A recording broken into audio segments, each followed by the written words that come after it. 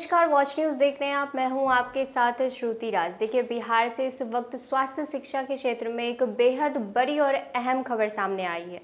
प्रदेश में अब नर्सिंग और पारामेडिकल शिक्षा का नेटवर्क बड़े स्तर पर विस्तार होने जा रहा है। सरकार ने फैसला लिया है कि राज्य के हर प्रमंडल में एक एक एएनएम प्रशिक्षण संस्थान और सभी 38 जिलों में एक एक जीएनएम संस्थान खोले जाएंगे।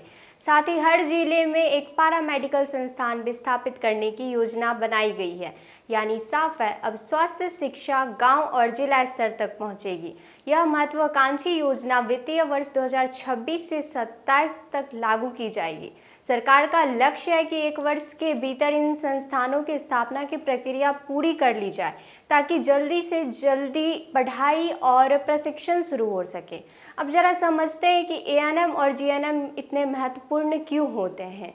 एएनएम यानी ऑक्सिलरी नर्स मिडवाइफ, ये ग्रामीण स्वास्थ्य सेवाओं की रीढ़ मानी जाती है। टीकाकरण, गर्भवती महिलाओं की देखभाल, प्रसव से जुड़ी सेवाएं, प्राथमिक उपचार, इन सब में एएनएम की भूमिका बेहद अहम होती है।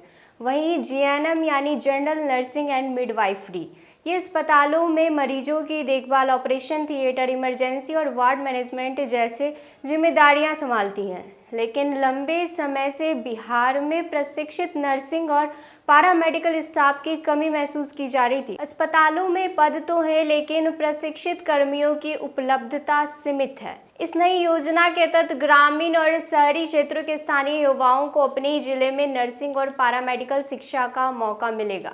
अब छात्रों को बड़े शहरों की ओर पलायन कम करना पड़ेगा। आर्थिक रूप से कमजोर परिवारों के लिए बड़ी राहत होगी।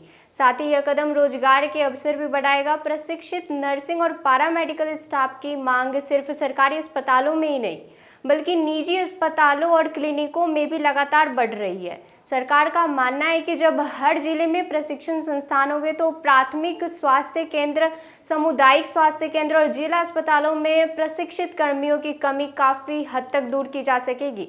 इससे न सिर्फ मरीजों को बेहतर इलाज मिलेगा, बल्कि स्वास्थ्य सेवाओं की गुणवत्ता में भी सुधार आएगा। ध्यान देने वाली बात यह है कि सरकार ने लक्ष्य तय किया है कि 1 साल के भीतर संस्थानों की स्थापना की प्रक्रिया पूरी कर ली जाए।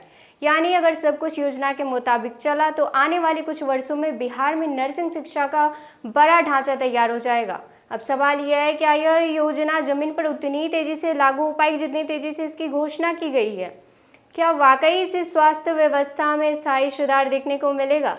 लेकिन इतना जरूर है कि अगर यह योजना समय पर पूरी हो जाती है तो यह बिहार के स्वास्थ्य और रोजगार दोनों क्षेत्रों में बड़ा बदलाव ला सकती है।